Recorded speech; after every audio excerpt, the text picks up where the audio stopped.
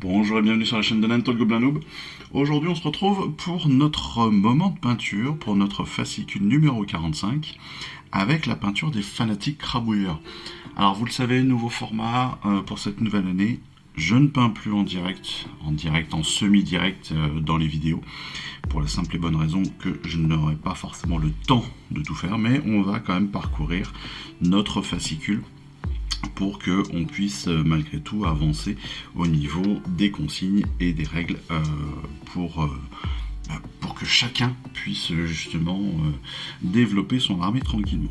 Alors, cette fois-ci, on se retrouve avec les fanatiques crabouilleurs. Les fanatiques crabouilleurs, on le sait, ce sont des Gloomspites, et comme tous les Gloomspites, comme tous les villes du fiel obscur, eh bien ce sont des petites figurines. Et qui dit petite figurine dit petit détail, mais peinture assez rapide. Somme toute assez rapide, on va dire, même si le fait qu'il y ait beaucoup de détails va faire qu'on va quand même passer pas mal de temps dessus. Bon, en termes de sous-couche, il nous préconise comme d'habitude, je dirais presque de la Baden Black. Maintenant, ça va devenir de plus en plus classique, je pense. Mais c'est surtout parce que, comme vous le voyez, il préconise de faire toutes les tuniques en noir. Voilà, c'est pour se simplifier la vie. Ensuite, le rugue-flèche, évidemment, pour toutes les parties de peau. Alors, pour les parties de peau, on n'oublie pas, bien sûr, les mains, bravo. Ça, c'est évident, les mains, les bras, les têtes. Mais n'oubliez pas surtout que, comme ce sont des villes du fiel obscur, certains sont pieds nus. Pas tous. Donc faites attention à ça, ils ne sont pas tous pieds nus et donc certains vont avoir du vert au niveau des jambes et des pieds, mais pas tous. Certains ont des petits chaussons. Ensuite on passe au lead belcher, bien évidemment pour les boulets, les chaînes et autres, mais ils ont aussi pour certains des petits bracelets ou même un nez renforcé pour celui-ci. Il a un nez renforcé en métal, vous allez le voir très facilement, très rapidement, parce qu'il a un nez tellement long que vous ne pouvez pas le rater. On va pouvoir appliquer un petit peu de rune lord. Le rune lord brass, ça va permettre aussi d'amener un peu de variété dans la couleur au niveau des boulets, au niveau des chaînes. Après, on va revenir sur du Wraithbone, bien sûr, pour tout ce qui va être crâne, mais aussi pour les champignons, pour les cordes, etc. Du corn et du Mephiston Red, ça c'est plutôt pour la déco, pour les champignons, pour les petits détails des champignons. Du Corax White, on va le repasser en fait sur les rochers, on va en repasser sur certains champignons aussi pour les rendre plus blancs que les autres.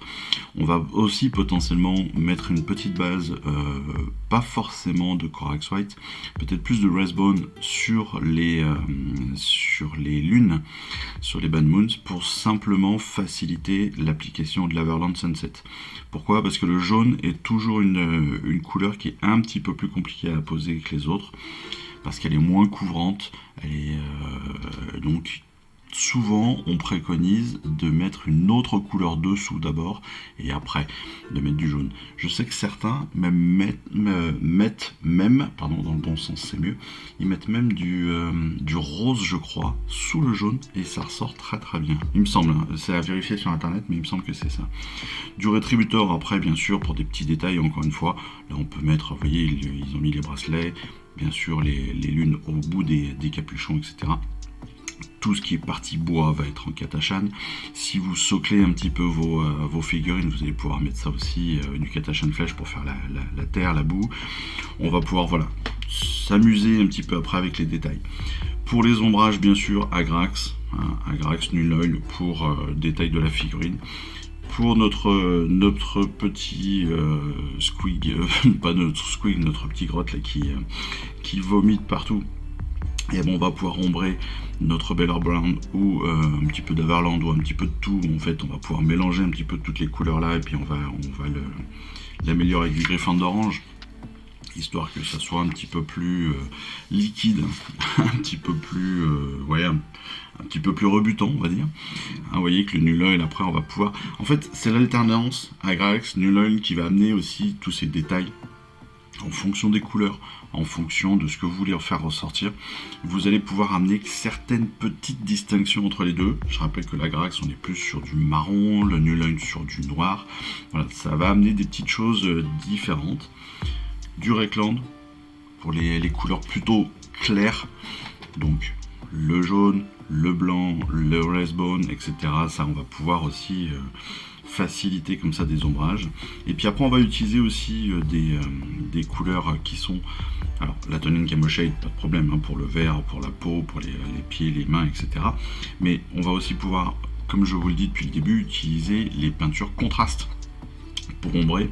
Grey Charger Grey, Skeleton Horde, ça c'est parfait pour faire des ombrages, pour peindre par-dessus bien sûr, hein, mais ça c'est aussi dans l'idée de pouvoir ombrer le tout, ombrer des couleurs qu'on a déjà apposées.